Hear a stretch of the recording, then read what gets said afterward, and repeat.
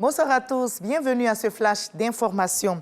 L'ambassadeur du Sénégal en Côte d'Ivoire est en fin de mission. Avant son départ d'Abidjan, il a été reçu par le président de la République, Alassane Ouattara. Il lui a fait ses adieux après 3 ans de mission diplomatique en terre ivoirienne. Le président Ouattara et son hôte du jour au palais présidentiel ont salué l'excellente relation d'amitié et de coopération ivoiro-sénégalaise qui date des années. Jérôme Kofi Aboulin. Sa mission en sa qualité d'ambassadeur du Sénégal sur le sol ivoirien est à son terme. Pour en parler, le diplomate sénégalais s'est rendu ce mercredi au palais présidentiel où il a été reçu par le président de la République, Alassane Ouattara. Je viens de recevoir monsieur l'ambassadeur du Sénégal qui est venu prendre congé de nous pour une nouvelle affectation dans la sous-région. Je voudrais commencer par vous souhaiter, monsieur l'ambassadeur, une bonne et heureuse année 2023. Et tout le monde connaît les relations spéciales entre le Sénégal et la Côte d'Ivoire, des relations vraiment de longue date particulières du fait de l'intimité entre nos deux premiers chefs d'État, le président Senghor et le président Houphouët-Boigny. Nous sommes attachés à ces excellentes relations avec le peuple sénégalais et avec le Sénégal, et aussi lui dire ma proximité, mon amitié pour le président Macky Sall, et souhaiter que cette année soit une année de paix pour nos pays, pour la sous-région, une année de plus forte intégration, et me réjouir de tout ce que nous faisons ensemble. À l'instar du président de la République, l'ambassadeur du Sénégal a rappelé les liens très forts entre le Sénégal et la Côte d'Ivoire. Je voudrais, à la suite de son Excellence, Monsieur le Président de la République, dire que je suis venu le saluer ce jour à l'occasion de la fin de ma mission en Côte d'Ivoire.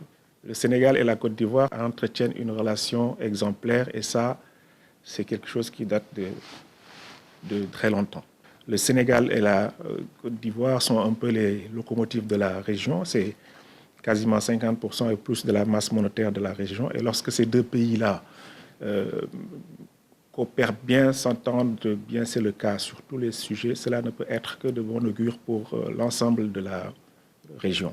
C'est après avoir passé 3 bonnes années sur les bords de la lagune ébriée que le diplomate sénégalais va quitter la Côte d'Ivoire. La Côte d'Ivoire, qui rayonne au plan diplomatique, entretient également d'excellentes relations avec plusieurs États tels que la Grèce.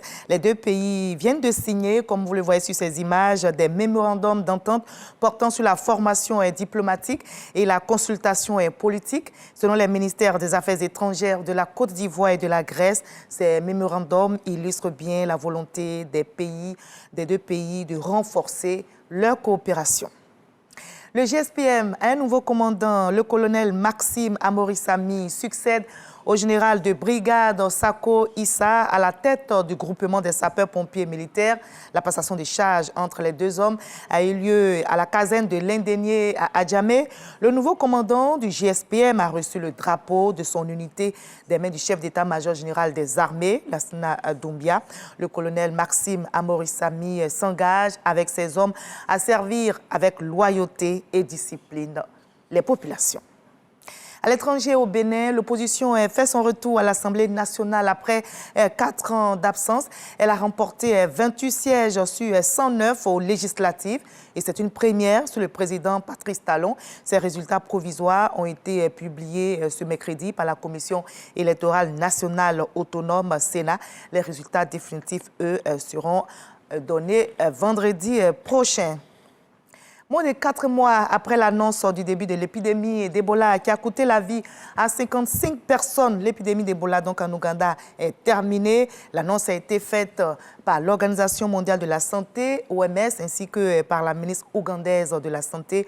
L'Ouganda a donc mis fin rapidement à l'épidémie d'Ebola en renforçant les mesures de contrôle clés telles que la surveillance, la recherche des contacts et l'infection, la prévention et le contrôle. L'Arabie Saoudite, qui vient aussi d'annoncer une très bonne nouvelle, elle n'imposera pas de limite sur le nombre de pèlerins cette année au Hajj, le Hajj prévu fin juin prochain.